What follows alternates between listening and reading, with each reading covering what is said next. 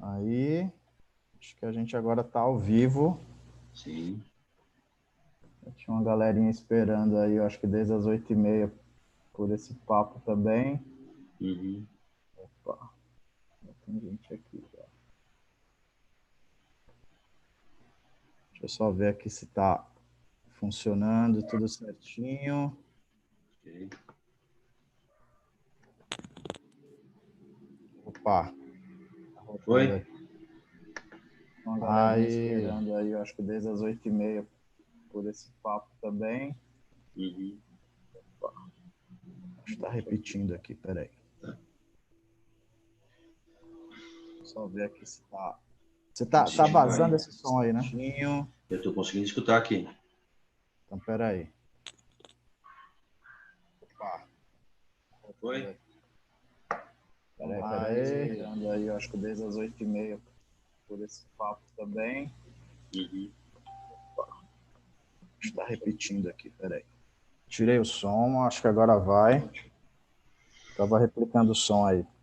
Maravilha. Pô, esse projeto aqui é um projetinho aqui do Instituto que a gente está querendo trazer aí com bastante carinho para alentar um pouquinho aí as nossas permanências nessa quarentena. E aí a gente teve essa ideia aí de conversar um pouquinho sobre esse nosso universo terapêutico, enfim. Sim.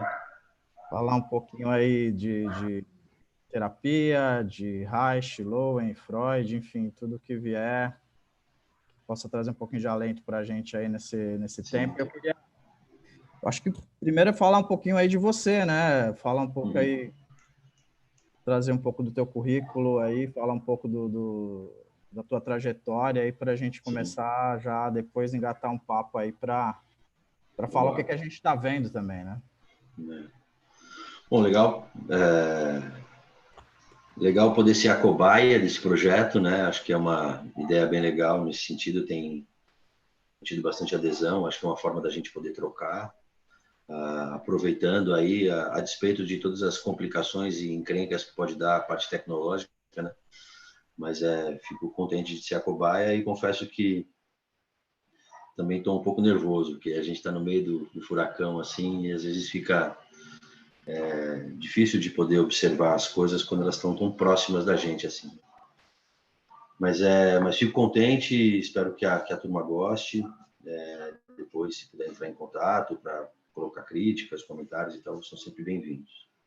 Meu nome é Gabriel, né? Eu sou Gabriel Póculo de Almeida, eu sou psicólogo, sou formado bacharel em esporte e educação física, que é a minha primeira formação. Sou clínico, CBT, formado pelo Instituto de Análise Bioenergética de São Paulo. Tenho um mestrado na área de Psicologia da Aprendizagem, lá no Instituto de Psicologia da USP, onde eu fui estudar o Reich numa relação com o esporte, que é uma das minhas práticas profissionais também. Não trabalho com psicologia esportiva, mas trabalho com clínica há mais tempo, inclusive. E, bom, é isso. Um monte de outras confusões que eu já aprontei na vida, mas basicamente esse seria mais o meu currículo acadêmico, assim, né? Participei recentemente de uma publicação do próprio Instituto, que selecionou algumas monografias para publicar no formato de um e-book, está disponível aí, coisa que me deixou bastante contente, assim, feliz. Saiu agora faz um mês, mais ou menos. E é isso. Vamos lá. Vamos embora. Legal, depois você passa aí para a audiência aí qual que é esse book aí para a gente poder... Tá. Se eu não me engano, ele chama Análise Bioenergética, Novas Perspectivas. Beleza. E aí tem uma monografia minha, tem a da Daniela Borba, tem da Mara, Puxa, não vou lembrar de todo mundo. Depois a gente manda Se o alguém link tiver lá. assistindo, se alguma delas estiver assistindo aí, vou pedir até para Comenta, já colocar coloca aí, o já link, comenta e coloca o link. tá disponível. Tá. Gabriel, eu acho que teve uma coisa, a gente conversando, teve um papo antes de fazer essa transmissão aqui, que é a questão eu acho que a gente chegou num ponto aí que bem crítico, mas a gente teve uma questão antes, né? O mundo já não estava, né? O normal que era, né? O normal que a gente estava acostumado, até para a gente desembocar antes para depois desembocar no corpo, assim, né? O que que era? Foi uma coisa que você falou, pô, mas já estava ruminando um pouco lá nas 3 bios, né? Que a gente participa Sim. pelo instituto, pelos 3 institutos de bioenergética, biodinâmica e biossíntese, enfim. Eu queria que você falasse um pouquinho aí o que você viu ali que trouxe para que foi, me parece muito uma jornada muito até fatídica, mas até previsível dentro do É, que a gente tá vivenciando. Queria é, que você falasse um pouquinho aí o que você tá. via nessa jornada, assim, o que te É fez refletir. curioso, né? A gente comentou assim, quem iria imaginar lá nas 3 bios a gente falando sobre essa relação, né, do sistema político-econômico com o desenvolvimento da personalidade, do caráter.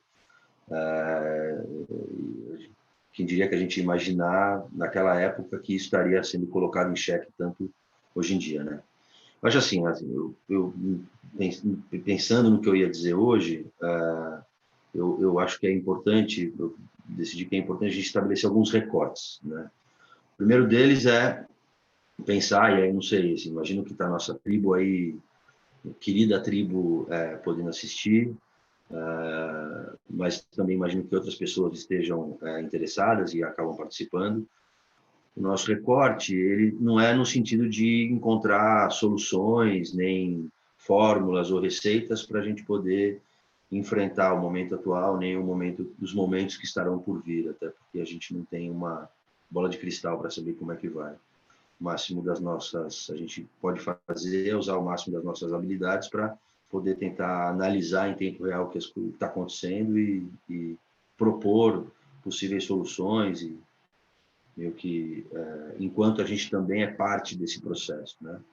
Acho que a função do terapeuta ou do psicólogo de modo geral é meio que ficar com o pé dentro e um pé fora, né? Então, um pé dentro como ser humano, está ali, faz parte das instituições, cumpre regras de trânsito, paga impostos e tal, e ao mesmo tempo é um ser que tem que se manter um tanto à margem para poder enxergar à distância, com clareza, as coisas que estão acontecendo. E o que me parece, assim, o que está mais evidente para mim, talvez nunca na história da gente mais recente, ou mesmo se eu pudesse ser presunçoso de falar da história recente de alguns, de um século passado e tudo mais, ficou tão flagrante as nossas diferenças sociais. Né? Não vou nem entrar tanto direto na psicologia da coisa, mas nunca ficou tão evidente o nível de desigualdade que a gente foi capaz de chegar, né?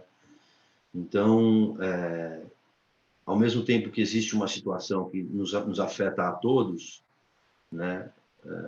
Porque aí nesse nível nós somos todos iguais, temos um organismo que pode ser infectado por um vírus que pode nos levar à morte ou nos deixar muito doente, ou pode fazer com que a gente seja um foco de contaminação e tudo mais. Cada um está conseguindo viver isso de maneiras muito específicas dentro das suas próprias bolhas, né?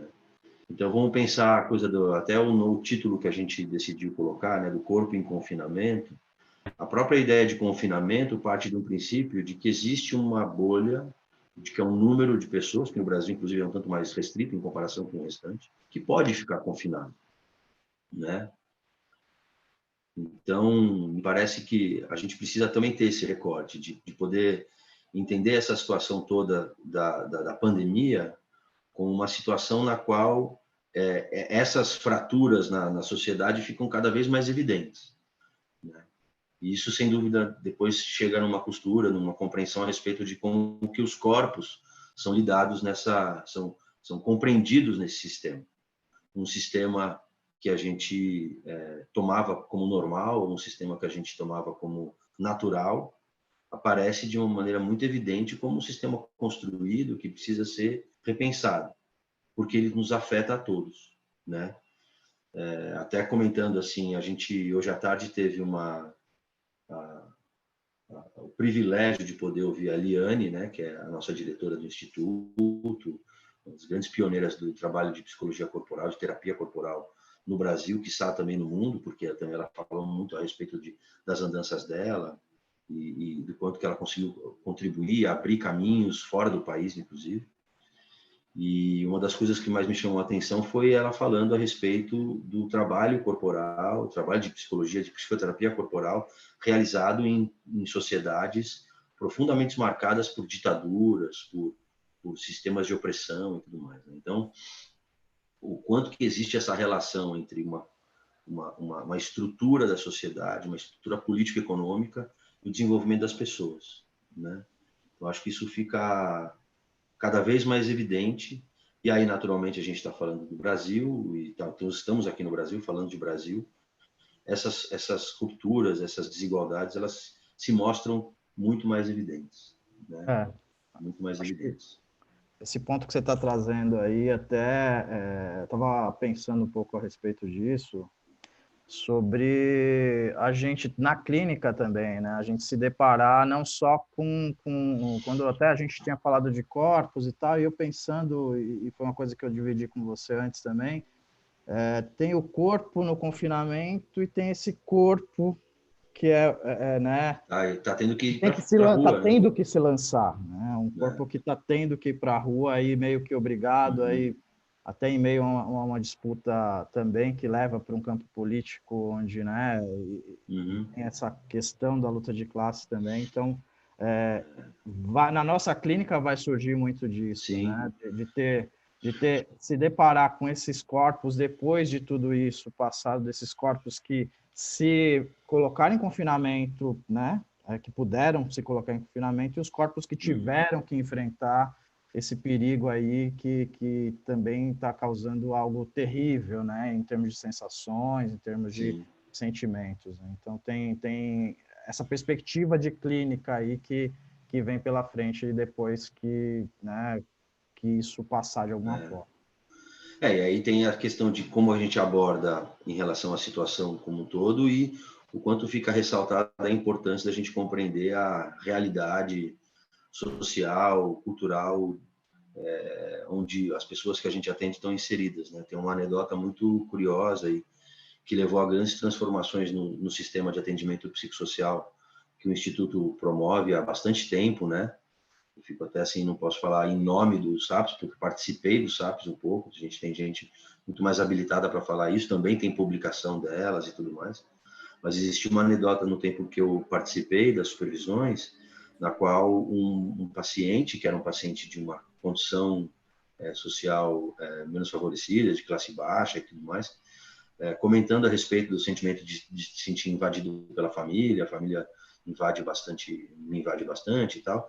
E aí a terapeuta dizia para ela, com uma solução, uma possível alternativa para isso, se ela não poderia ficar mais recolhida no quarto dela e ficar quieta no quarto dela, e a paciente olha para ela e tipo assim, como assim? Não tem um meu quarto na minha casa, né?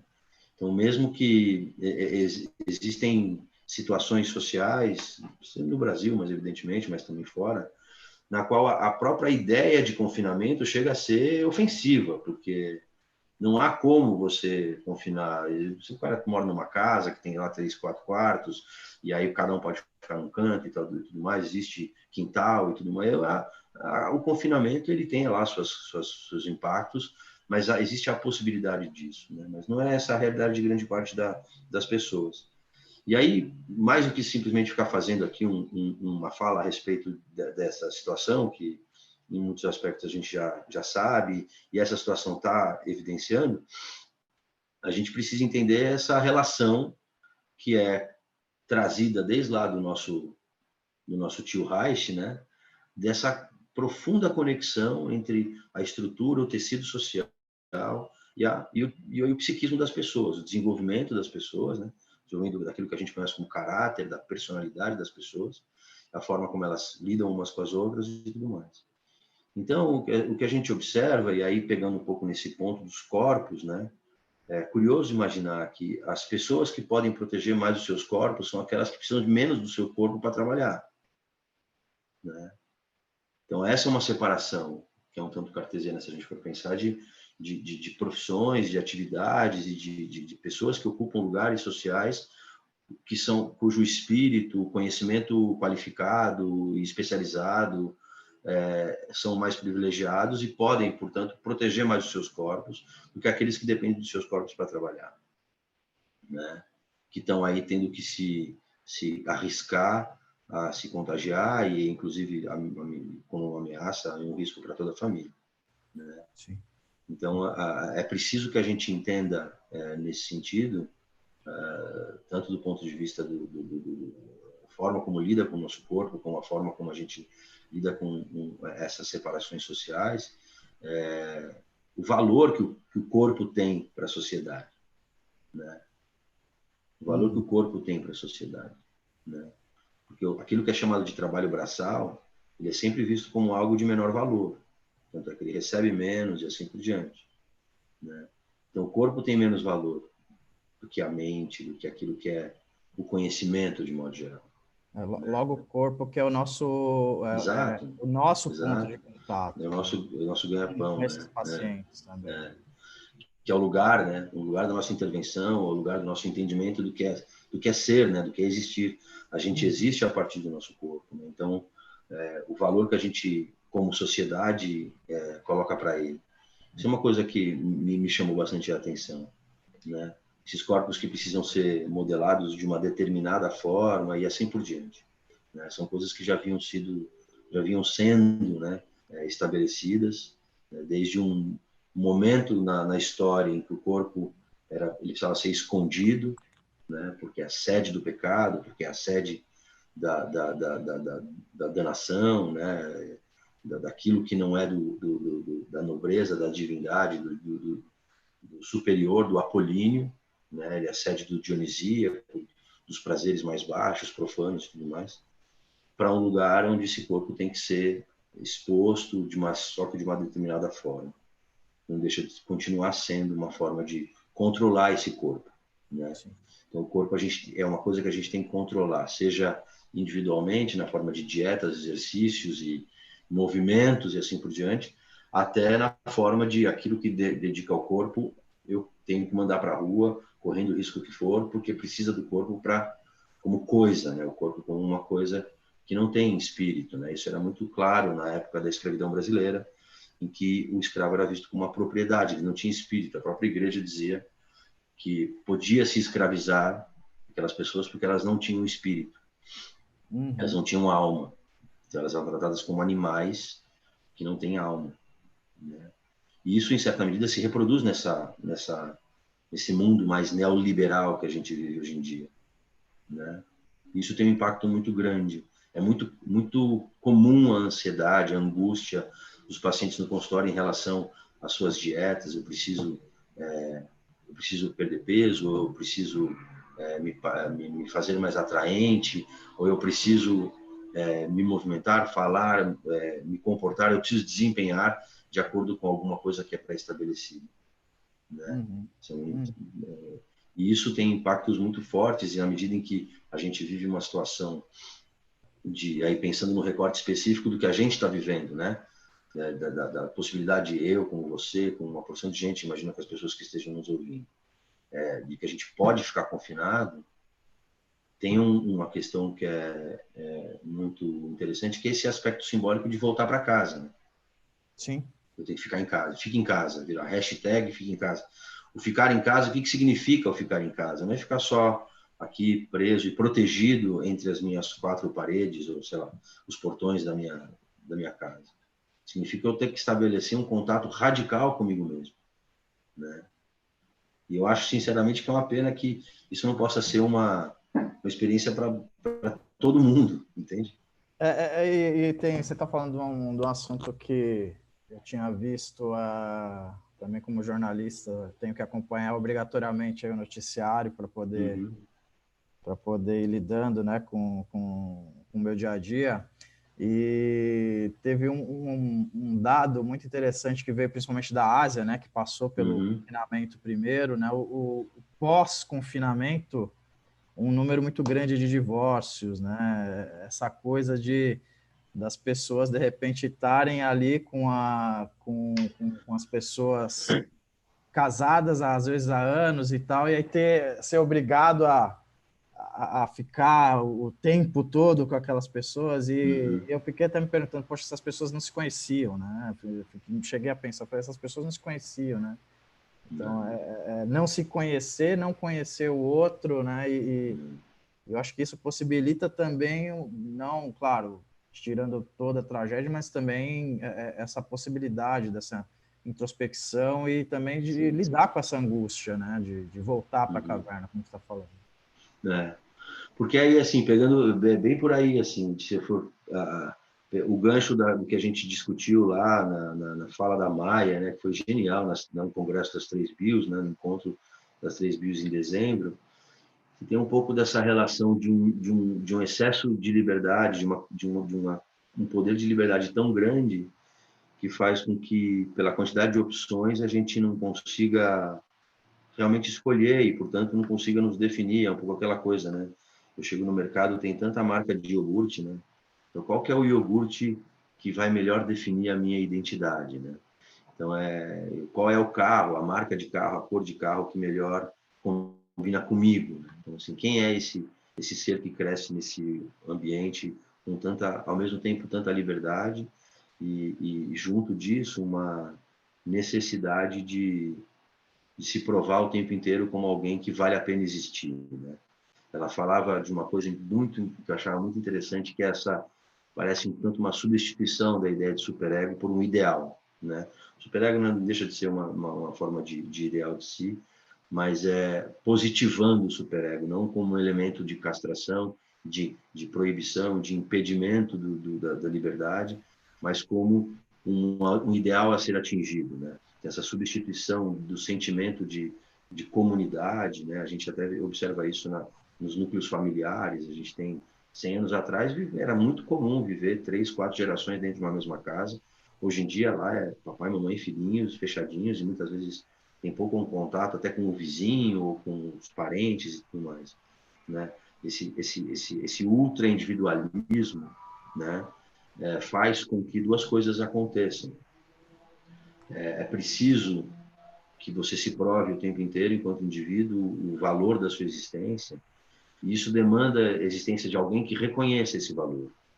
E na medida em que eu preciso de alguém que reconheça esse valor, esse outro deixa de existir. Porque é meio como a brincadeira que eu sempre faço, é aquela coisa do desenho animado, né? O jacaré olhava o pica-pau, ele não via o pica-pau, ele via o frango assado, porque ele estava com fome, ele queria comer o pica-pau. Então, ele olhava, automaticamente o pica-pau virava frango assado. Então, ele não reconhecia a existência do outro. Ele só reconhece a existência do outro enquanto um espelho, enquanto um lugar, uma tela de projeção das próprias necessidades. Então, o outro se dissolve. E aí, o outro se dissolvendo, eu já não sou mais sensível às dores do outro, né? Eu não sendo mais sensível às dores do outro, num lugar como o Brasil, em que isso já acontece em grande escala, com diferentes estratos da sociedade, de fato viram uma tragédia, né? Então, assim, essa costura entre um sistema político-econômico, entre uma cultura que serve como um ambiente de trocas, como as pessoas se relacionam, tem impactos muito profundos na nossa psique. E na medida em que a gente precisa voltar para casa, isso gera muita angústia. Porque quando chega nesse nível de proximidade, eu já não consigo usar o outro só como um lugar de projeção das minhas necessidades. Eu tenho que me fazer pessoa para poder reconhecer que existe um outro. Uhum. Aquela coisa do Martin Buber, né, que é um filósofo polonês, tem um livro dele que é Eu e Tu, né? Quer dizer, para que eu possa me ver como eu tenho que reconhecer um outro. Só que aí, para reconhecer o outro, eu tenho que me fazer como eu. Então, essa relação dialética entre o sujeito e o seu par, o sujeito e o outro, é que gera muita angústia no mundo de hoje. Já gerava sempre, mas no mundo de hoje, especialmente. E tendo em vista que a gente vem, né, a gente, quando nasce, já tem a necessidade do outro, né? Então, esse apartado que a gente fica, Isso, né, perfeito. essa coisa de dar conta, né? De ir, ter que ir para o mundo, de ser obrigado a ir para o mundo, de ter também esse ideal de independência e que até tira um pouco da alteridade real, né? Que é uma alteridade onde a gente se apoia.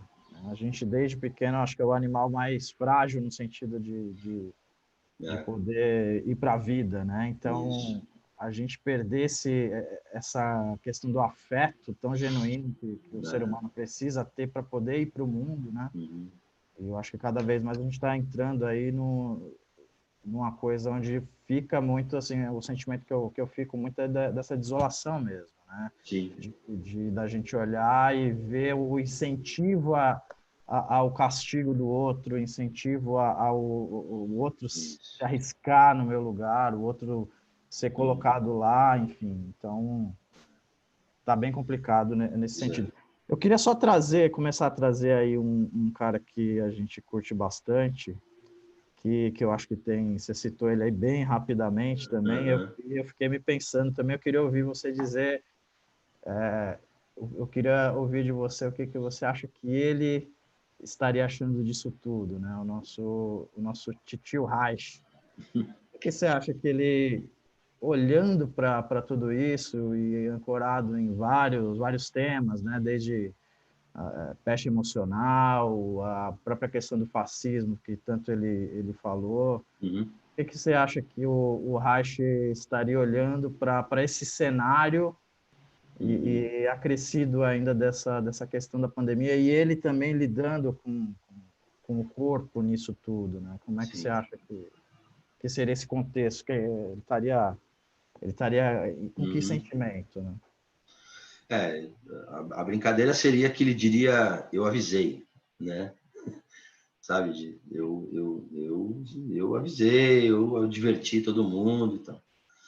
Mas o Reich foi, assim, essa coisa tem muito presente no Freud, sem dúvida em diversos outros autores da psicanálise, mas talvez ele tenha sido o que mais radicalizou essa relação, a estreiteza dessa relação entre a cultura e o indivíduo, né?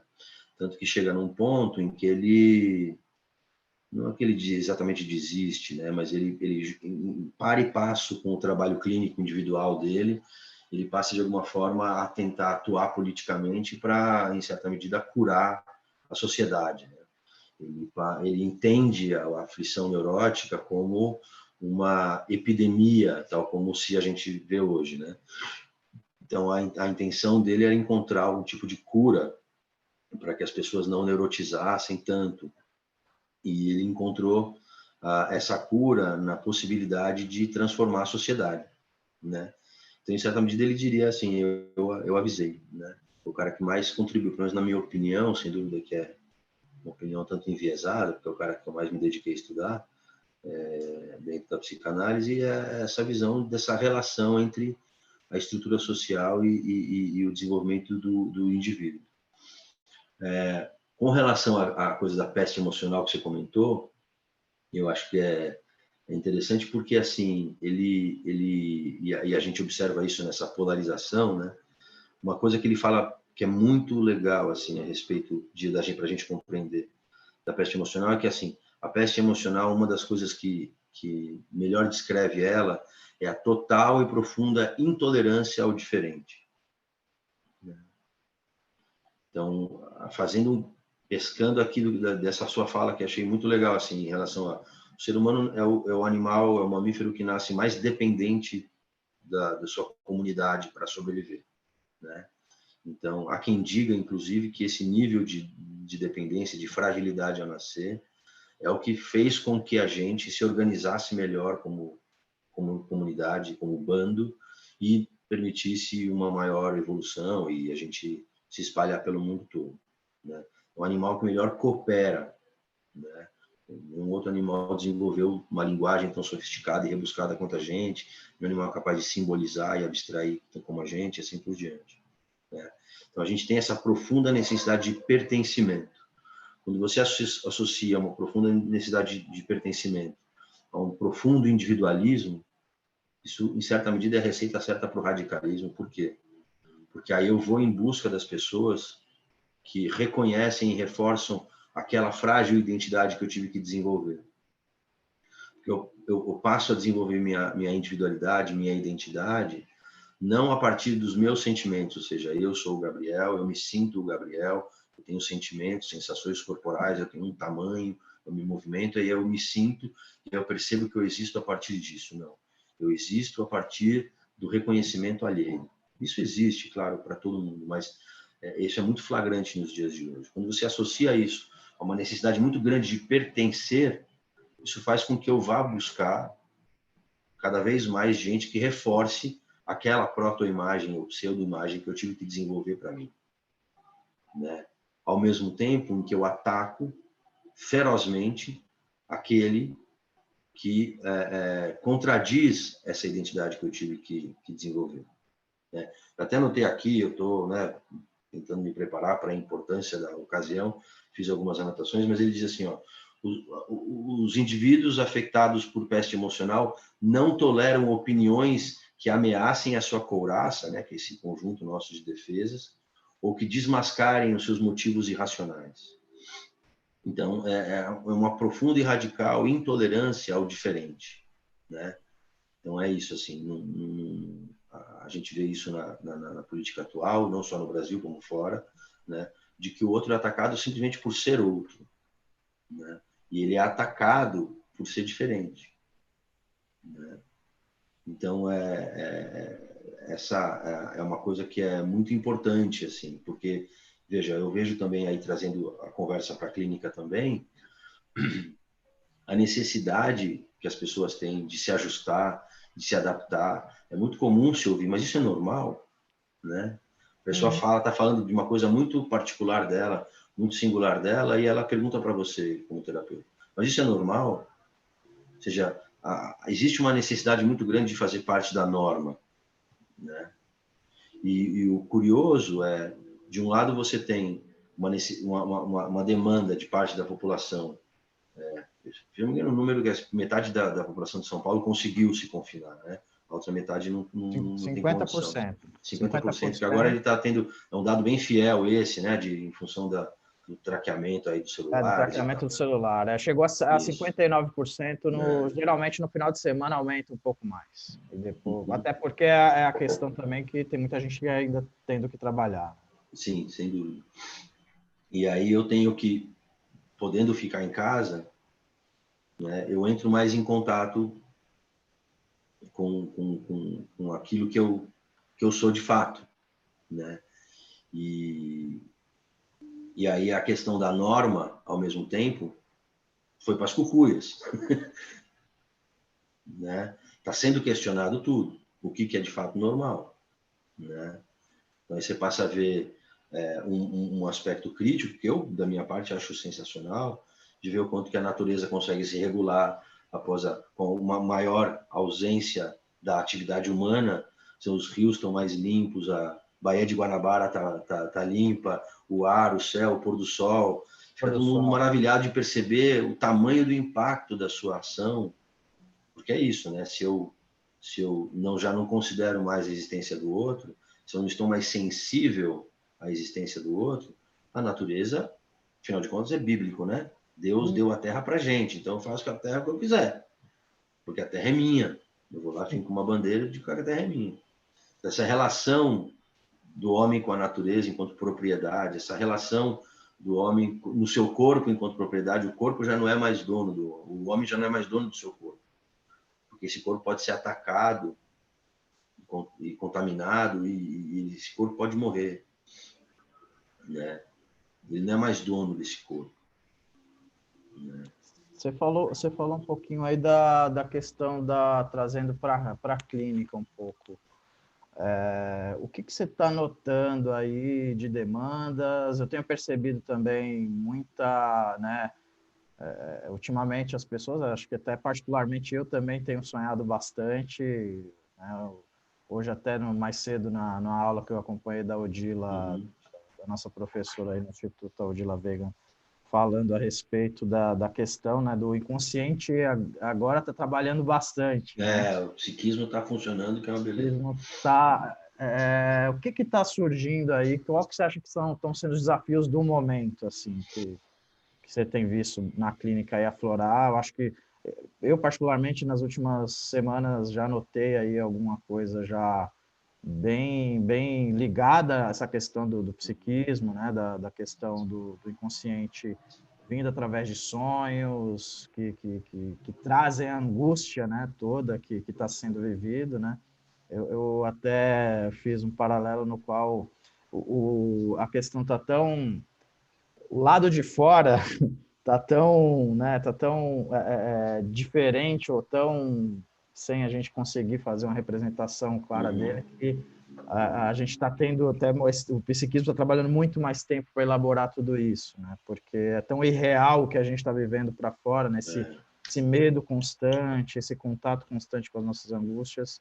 Então, o que A, está impress, a acontecendo? impressão que eu tenho, às vezes, nas poucas vezes em que eu tive que sair para ir ao mercado, à farmácia, essas coisas, voltar ao meu consultório, buscar alguma coisa, é a sensação de estar vivendo um filme de ficção científica, né? Aqueles filmes cataclísmicos que a gente, na virada do milênio, teve muitos filmes assim, de que a Terra todo mundo vai morrer. Vira e mexe aparece um filme desses, né? Então a impressão, às vezes, que dá é um pouco nesse sentido, Chegou esse né? dia, né? Chegou esse dia. Bom, tem duas maneiras de eu enxergar isso que você está me perguntando. Assim, do ponto de vista do que eu tenho, a minha mera contribuição para essa discussão tem a ver com a minha experiência, né, em acompanhar as pessoas nesse momento. Tem a ver com... é como se fosse uma curva, assim, eu percebo. De início, nas primeiras semanas, estava todo mundo impactado pela questão, né? As sessões eram praticamente, tinha que haver um esforço da minha parte em trazer a discussão, o debate de volta para o sujeito. Né? E você? A consciência está lá fora, controlar o que está rolando lá fora, que está tão descontrolado, está tão ameaçador que eu preciso encontrar maneiras de significar aquilo que está rolando lá fora para poder me sentir minimamente protegido ou seguro, né? E aí, a partir de um determinado momento, e aí imaginando que também quem tem acesso maior à terapia é quem está podendo cumprir quarentena, são pessoas que trabalham em empresas que estão fazendo tal do home office, assim, gente que tem profissões que valorizam mais a mente, o conhecimento do que o corpo, né, como a gente estava falando no início, agora elas estão chegando de volta aí aos seus dramas pessoais e individuais, e naturalmente essa situação de confinamento e o certo caos que está rolando em volta tem feito emergir com maior força e de forma mais flagrante as suas próprias questões, né? Não vejo isso produzindo nada muito novo nas pessoas. Eu vejo aquelas coisas que estavam ali com uma determinada força, meio como a própria situação do trabalho corporal, né? Qualquer ideia que o Lohan tinha ao colocar a pessoa com menos roupa possível, de pé, diante de um terapeuta ou de várias pessoas, para poder fazer uma análise do corpo dela, né? A intenção do Lohan era fazer assim, uma vez que a pessoa está lá totalmente exposta na frente de alguém, as defesas dela crescem, né? Os temas ficam cada vez mais ligados e carregados e investidos de energia em estado. Então, a mesma coisa tem acontecido, não à toa que os sonhos estão tendo cada vez mais força, né? Aquilo que era aquele teminha, tinha pouca libido ali associada, né? A libido estava bem mais escondidinha em algum outro lugar, agora está todo mundo, o psiquismo está em polvorosa. Então, do ponto de vista daquilo que eu consigo enxergar, eu tenho visto isso, né? O que, de certa forma, até facilita o trabalho, tal como facilita o trabalho você expor o paciente, no sentido de colocá-lo para realizar uma leitura de estrutura corporal, para facilitar a nossa compreensão sobre os dramas e, né, as delícias que vive aquela pessoa. Isso, diga, pode falar. Não, eu ia te perguntar, ia emendar num assunto que tem a ver um pouco com essa questão da clínica, e eu acho que é importante até te ouvir a respeito disso, Uhum. sobre a questão da terapia online, que eu acho que é um tema também que a gente teve que, quem não tinha a experiência teve que se adequar, né? Sim, sim. Teve que entrar nessa seara aí também, até forçosamente, muita gente até muito corporal, no qual se viu aí um pouco pego de surpresa, né? E tendo que se adaptar. E aí eu estou falando também do instituto todo, né? Onde a gente também teve que trabalhar aí para fazer as aulas remotamente, mas falando de corpo, né? E aí com várias saídas criativas das aulas que a gente Isso, é. tem acompanhado aí, enfim. Eu queria saber como é que você lidou, eu não sei se você já tinha experiência, e se você já teve experiência, se isso te ajudou, e também o que que você, de repente, pode dividir com as pessoas da tua experiência sobre a questão do atendimento online, que virou algo muito, né, que agora praticamente, eu pelo menos estou atendendo 100% online, tem muita gente que ainda está indo no consultório, né, mas tem que fazer tem que casar muita coisa para que a gente tenha o Sim. consultório funcionando online Esse era o 100%. outro lado que eu ia propor, assim, para a gente poder pensar, né? Tinha o lado do que a gente está, como terapeuta, o que a gente está observando nos pacientes em relação a tudo isso. E aí tem o lado que faz a gente repensar o próprio processo terapêutico, esse modelo, né, de cura pela fala, e no nosso caso de cura pelo estímulo de sensações no corpo e tudo mais, de dramatização dos conflitos mais inconscientes. O quanto que a gente tem que se adaptar, se adequar para poder cumprir com a nossa atribuição, né, com o nosso papel.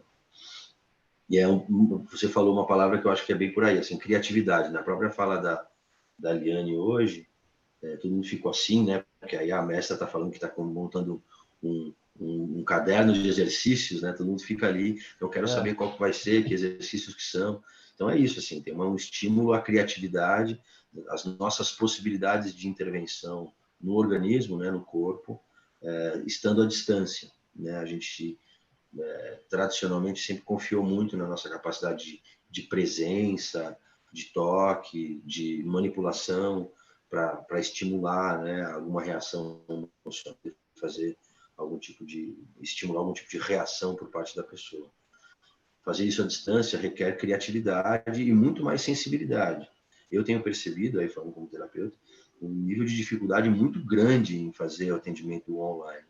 Eu tive algumas experiências muito pontuais, no sentido de pacientes que viajavam, pacientes que passavam temporadas um pouco fora, voltavam e tal, né? E a gente fazia algumas sessões à distância, mas agora também estou tendo que, né, me adaptar e tem algumas coisas que eu tenho achado curiosas. Assim. Primeiro, perceber quão facilmente algumas pessoas se adaptam a isso, e no sentido, inclusive, de se sentirem mais protegidas por estarem à distância, e, portanto, os conteúdos aparecem com maior fluidez. Então, ela se sente mais à vontade, o setting fica mais seguro para ela poder falar as coisas dela. Naturalmente, tem pessoas que têm isso também, né? Isso é bem próprio de quem é haitiano, né?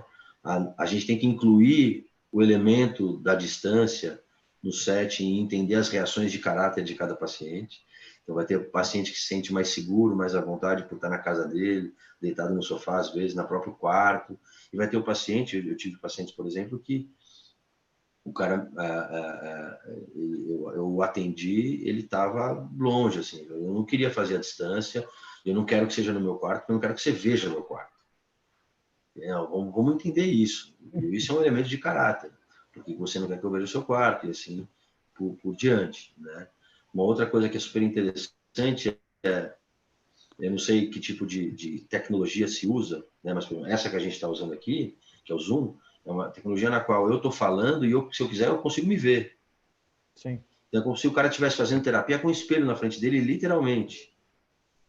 Esse espelho já não é mais só apenas o terapeuta. Já causa Esse um espelho efeito, é a né, própria no tela. setting, né? Exatamente. Né? Então, a nossa capacidade de adaptação desse modelo, ao mesmo tempo a nossa capacidade de perceber essas características singulares dessa relação e poder usá-las em favor do processo terapêutico, acho que vão exigir muita criatividade da gente, muito jogo de cintura, literalmente, da gente, né? E aí, naturalmente, assim, a proposição de exercícios, vamos lá, como é que você vai colocar a câmera para poder ver teu corpo todo, como é que vai ser? São desafios que a gente está desenvolvendo, a gente está tendo que encontrar soluções no laço. E eu acho muito legal situações como essa, né? Pensando nessa coisa da gente ter que... são crises, naturalmente, que exigem que a gente encontre opções e alternativas, né? Que podem ser muito ricas, independente da gente retornar para o presencial ou não, Sim. né? Então, essa pegada, inclusive, não foi nem eu, foi um paciente que falou assim: achei muito curioso fazer a distância, porque eu me vejo enquanto a gente fala, né? Então, eu fazia, e a sessão foi toda em torno disso, da coisa da terapia na frente do espelho. Ele está falando para ele também, ele está se vendo, né? Então, isso eu tenho achado riquíssimo em termos de reflexão, de pensar em possibilidades de atuação e assim por diante. Me diz uma coisa, você tá falando até para a gente já ir para pra uma reta aí onde a gente vai pegar um encerramento logo mais, mas eu queria ouvir um pouquinho aí do que você tá... Eu tenho encarado muito a questão como uma travessia também, né? De alguma forma, né? Como é que você imagina que a gente vai chegar lá do outro lado, né? A gente entrou aí, né? A gente falou um pouquinho aí desde de antes, de como estava, de como tem sido o processo. Agora, como é que você imagina? Claro, não querendo fazer um exercício de futurologia, né? Aí, no aspecto, mais no aspecto clínico também, e no aspecto social, de análise a partir desse, né, das bases que a gente tem teóricas, mas também eu como jornalista eu tenho costumado trazer muita questão de quem já passou por isso, né? Até tem uma paciente minha que está na Lombardia e eu tenho atendido ela lá via vídeo, né? Enfim, e eu brinco com ela que eu falo, olha, você está no futuro, então você vai me dizendo como é que as coisas estão, que eu vou tendo uma ideia também O que vai do acontecer? que vai acontecer por aqui. Tem sido riquíssimo também essa experiência. Mas, assim, imaginando um pouco também, aí como jornalista tem a questão que eu vejo muito da China, de como a China lidou economicamente, com o sistema de governo que eles têm, que também que já é uma outra coisa, um assunto à parte, mas também de como eles já estão, né, retornando aos poucos aí a uma certa normalidade. Mas, assim, em termos da gente aqui, em termos dos desafios também que a gente vai ter aí mais cedo também, nessa aula que eu estava acompanhando mais cedo, a Odila citou uma questão do que vai vir na clínica de muito trauma. O que você acha que vai vir aí, tanto de desafio quanto de transformação para a gente?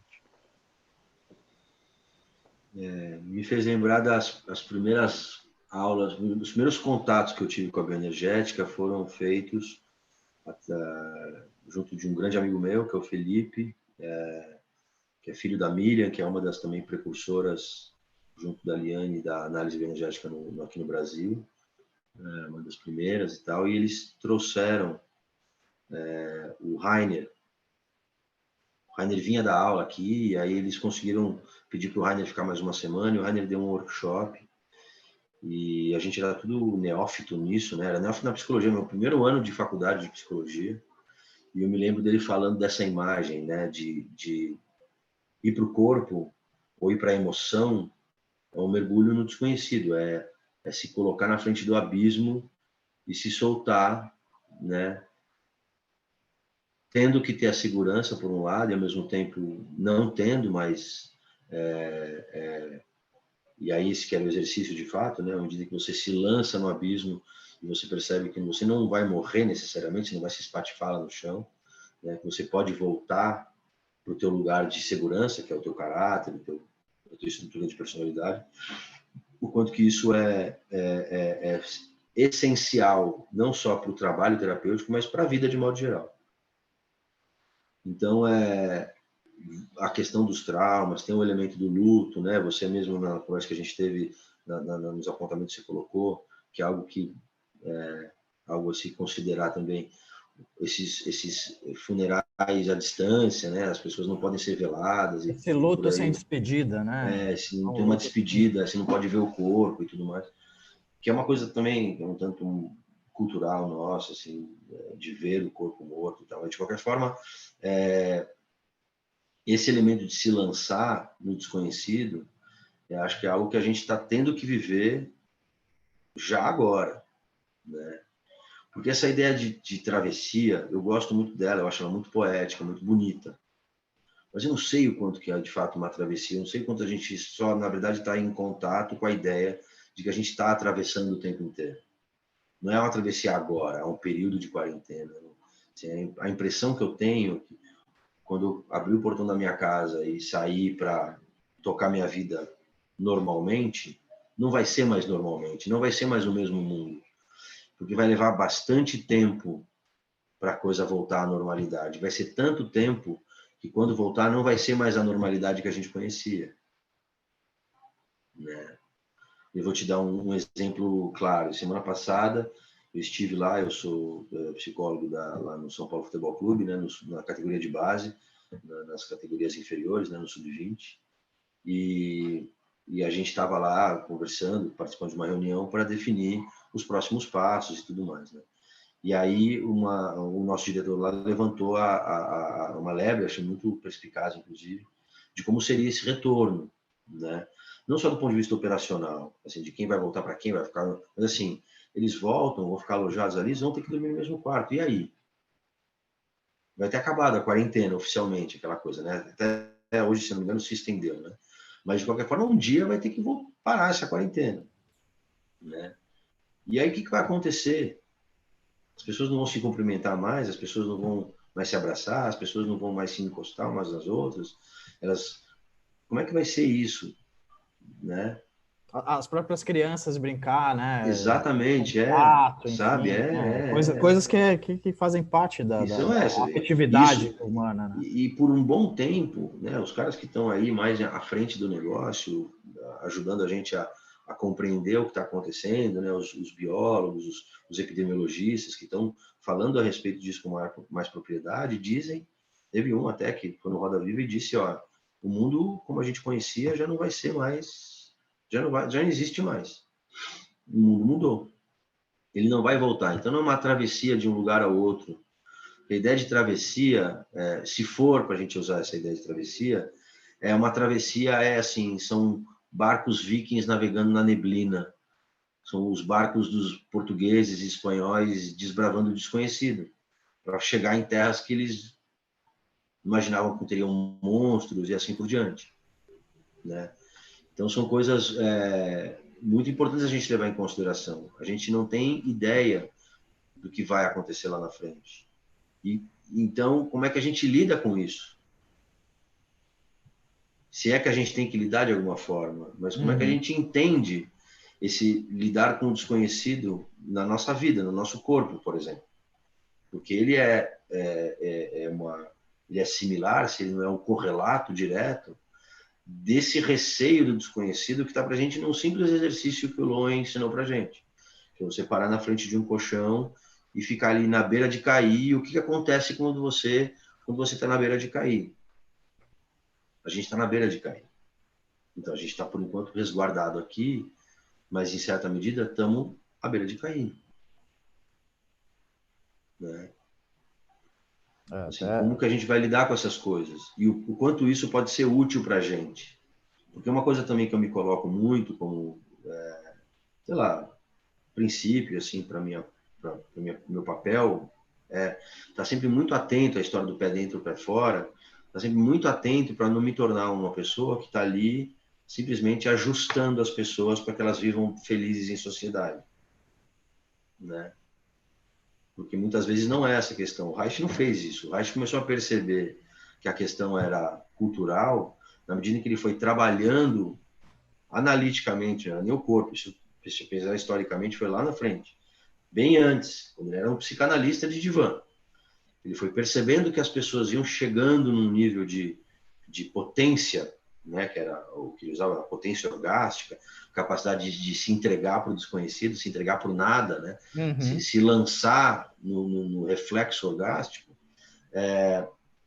Essas pessoas iam realizando transformações profundas na sua vida. Elas iam se divorciando, elas mudavam de emprego, elas saíam da casa dos pais, elas muda. E ele falou assim, puxa vida, a vida em volta dessa pessoa era o que causava aquilo. Na medida em que a gente analiticamente conseguiu ajudar ela a ficar mais, digamos, saudável, ela reconstruiu tudo aquilo que estava em volta dela. Ressignificou, né? Enfim, reconstruiu também. Não, às vezes, literalmente, o cara mudou de emprego, não é que ele ressignificou o emprego dele. Ele saiu do emprego que ele tinha e foi para outro. Né? Ele largou a vida que ele tinha e foi para outra vida. Né? Bom, eu acho que até dava para a gente. Você falou de uma coisa bem interessante, mas acho que pode até ficar para outra ocasião, que é essa questão cultural também, né? Que eu vi um papo sobre o que a gente está vivendo não é político, é cultural, né? Aí trazendo um pouquinho do que está acontecendo no Brasil e também no mundo, né? Mas assim, para a gente já ir encerrando aí, eu queria saber o que você está lendo, ou se tem alguma recomendação aí de leitura. Né, pode ser aí numa base não só no que a gente tem nosso, mas assim, se tem alguma coisa aí que você descobriu nessa quarentena, nesse tempo aí que deu tempo ou não. Tem gente que teve mais tempo, tem gente que teve menos. Tá. Se você puder falar um pouquinho aí do que você está lendo, do que você viu, o que você recomenda. Estou com eles todos meio aqui à mão, aqui, assim. Eu estou num processo de organizar algumas coisas para um fim mais específico, né? Então estou estudando essas coisas, e aí voltar para o Freud, ler os comentaristas do Freud, os estudiosos psicanalistas. Mas eu confesso assim, eu estou ainda bastante impactado com as 3 bios, assim, quem puder participar das próximas, faça isso, porque realmente são pontuações ao longo da vida de um terapeuta que, para mim, são muito ricas, não só em termos de reconectar com a minha tribo, mas no sentido de estimular minha reflexão para outras perspectivas e tal. Então, assim, eu estou bastante envolvido em estudar o Bion, eu nem sei pronunciar o nome dele. Descobri esses coreano, dias, né? Então, descobri esses dias que ele é alemão, que ele fala alemão, eu não sei se ele foi criado na Alemanha, uma coisa assim. Mas eu também não sei os detalhes. Ele tem um nome coreano, Byung-Chul Han, né, que faz apontamentos mais de ordem filosófica muito interessantes a respeito do mundo atual, do século XXI. E você tem, cadê ele aqui? Tá aqui. Um sociólogo, que foi um cara que durante anos foi presidente do Instituto de Pesquisa Aplicada, né, que é o IPEA, que é um grande instituto, super capaz, assim, meio no Brasil, aquelas coisas legais que o Brasil tem que a gente não consegue reconhecer. Um cara chamado Gessé Souza, que chama Elite do Atraso, e que traz uma leitura muito interessante sobre essa constituição político-cultural, aí pegando o gancho do que você falou, a respeito da sociedade brasileira, né? Ele tem um tom naturalmente provocativo, ele é ácido nos apontamentos dele, mas aí ele traz uma coisa muito legal nesse livro, principalmente, tem outros que eu já li esse, estou lendo outros, que é o seguinte: Norbert Elias foi um alemão, sociólogo muito conhecido para quem é do ramo, e que o que nos interessa, a parte que nos interessa, é que foi um cara que fez esse casamento também da psicanálise e pôde compreender a formação, o processo civilizatório a partir do prisma psíquico da contribuição do Freud. Então, quando ele fala do desenvolvimento da civilização europeia, da sociedade europeia, uma coisa que é muito importante para ele é o fato de que, por uma série de fatores, as guerras inclusive, o superego europeu se estabeleceu de maneira muito forte, fazendo com que as pessoas se sensibilizassem, não só por um lado, se comportassem sem a necessidade exatamente de uma instância punitiva ou castrativa, ou seja, o cara lá na Suíça, 3 da madrugada, ele para no farol vermelho, independente de ter carro passando na outra rua ou não. Né? Então ele não precisa de um guarda que vai ali, não precisa de um pardalzinho que vai lá multar ele, caso ele passe, porque ele não vai passar. Né? Isso é um dado, que aí é a coisa do superego em cima. E o outro dado é que, dentro dessa Constituição, houve um desenvolvimento muito flagrante de uma maior sensibilidade entre as pessoas. né? E aí a gente vai pensar, não, mas os europeus também estão capitaneando, junto com os Estados Unidos, o neoliberalismo, e o Gabriel está falando de o individualismo só, que não tem mais senso de comunidade, que o outro não existe. Não, peraí. Tem uma diferença, porque aí a questão do europeu, ele vê a si próprio como um igual, e o outro é o outro que não serve para nada, que é os latinos, os africanos, os asiáticos, assim por diante. Esse racismo ele ocorre de várias maneiras, né? Mas a questão maior é que houve uma sensibilidade com o outro, então, a coisa do cuidado com os mais frágeis da sociedade. Então, o nível de evolução de uma sociedade não se mede pelo seu PIB. O nível de evolução de sociedade se mede pela forma com a qual eles tratam os menos favorecidos. Então, um dos grandes, digamos, problemas da gente aqui, né, no Brasil, é essa falta de sensibilidade.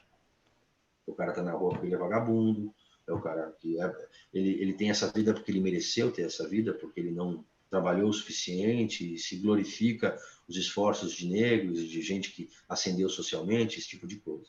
Então, eu não vou entrar no mérito, dá para a gente fazer 50 lives falando dessas questões, mas a questão não é essa. A questão é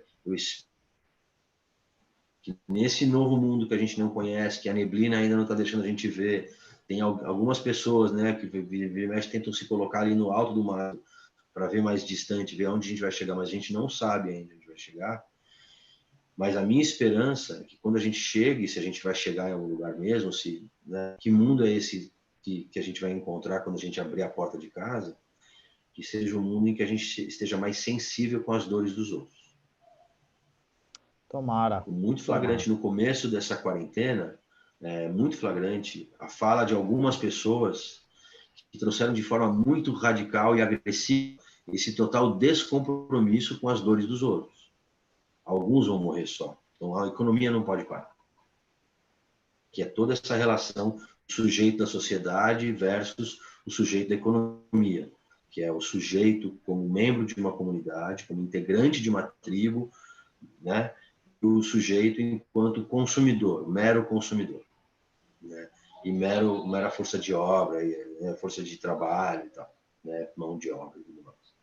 Então, que a gente possa, uma vez tendo passado essa tempestade mais forte, mas principalmente nos momentos que a gente puder sair de casa e poder voltar ao mínimo de vida social, que a gente tenha uma maior e assim, essas falas desses barões aí e tudo mais, levantou a questão de o quão insensível esses caras são.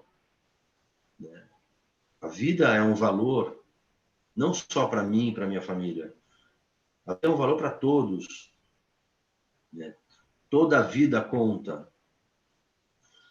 E isso é uma coisa que a gente, como terapeuta, tem que ter muito também imbuído. Toda a vida conta. Não tem problema pior, problema melhor. São os problemas das pessoas. Né? Então, que a gente possa desenvolver uma maior sensibilidade com as dores alheias, que é, naturalmente, nosso grande exercício, nosso grande desafio o tempo todo como terapeuta. Né? De poder, na medida do possível, não se colocar na dor do outro, porque isso é impraticável, mas compreender e se sintonizar. Essa coisa que a Eliane falou também bastante a respeito da sintonia, da sincronia, da ressonância com as dores alheias. A dor do outro é uma dor minha.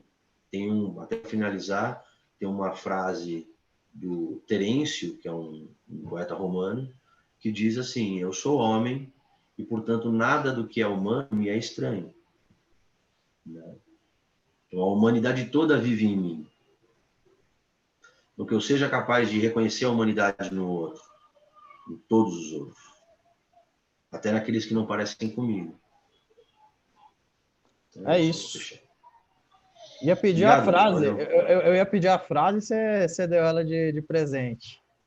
Só deixar um recado aqui para o pessoal. A gente vai fazer essas lives aqui, em princípio, semanalmente. Provavelmente a gente vai trazer outros temas, outros especialistas, outras pessoas falando aí também com outros recortes, outras visões, para abrir esse campo Vou pedir depois para incentivar as pessoas a dividirem o vídeo, mandarem para toda a comunidade de terapeutas, para fora também da comunidade terapêutica, e para a gente poder enriquecer cada vez mais, poder plantar algumas sementes aí para quando a neblina passar, né, de alguma forma a gente poder ver que pequenos frutos possam ser colhidos aí, a gente ter bastante amor no coração aí nessa hora. Quem puder ficar em casa, fica em casa. Quem tiver que ir, boa Que sorte. se A cuide. torcida, né? Que se cuide. A gente também fica na torcida aqui. Tá É bom, isso aí. pessoal? Obrigado, Jeff. Valeu. Obrigado. Valeu. Até mais. Obrigado você também. Tchau, tchau. Tchau, Até tchau. mais.